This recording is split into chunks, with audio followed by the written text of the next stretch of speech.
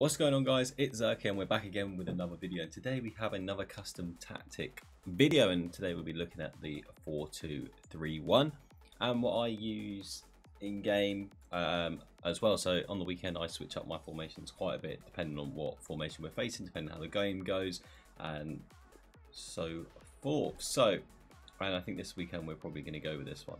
So we're going to go with a 4-2-3-1, like I said before, and this is how we have it set up. So we have it set up with press after possession loss with a width of 5, and then our depth is 7 on defense. The reason for this is obviously the back four there stay nice and compact, and we don't want them to go too far out. Basically, we want people in the wings. We don't mind that. We can push them out to the wings.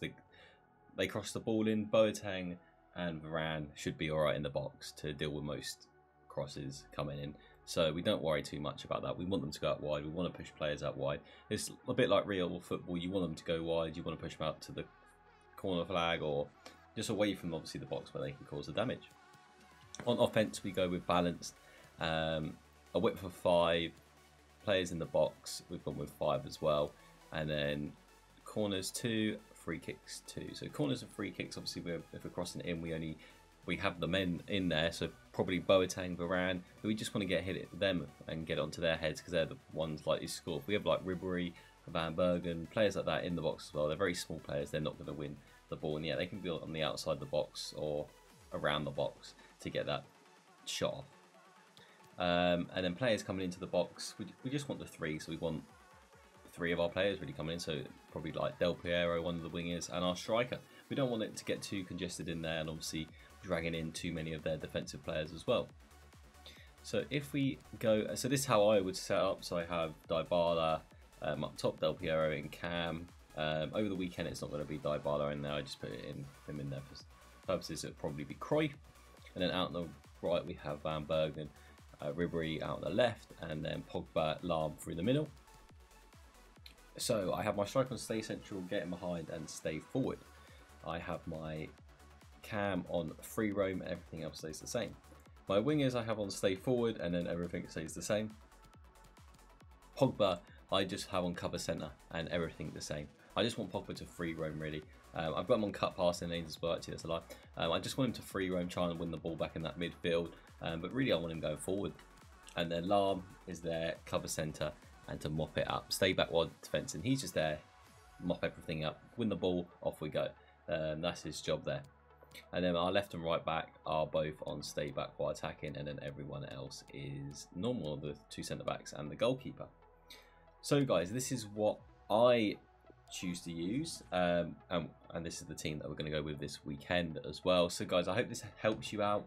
The 4-2-3-1, I hope you guys can push on to that next level. If you're a gold 3 player, hopefully you can push up to gold 2, gold 1. If you're a gold 1 player, hopefully you can get the elite that you've been looking for. It's a tough grind out there. If you're silver, hopefully you can get into that gold. Hopefully this tactic helps you out. It's very attacking. All my tactics are quite attacking. You're not going to see a drop back tactic from me on here. We love going forwards. We love attacking. Yeah, we get counter attacked quite. Yeah, probably concede a couple of goals on the counter attack, but that's the risk with it. You've got to be clinical in front of goal, and that's why you've got to have some of the best players in the game to be able to do that for you.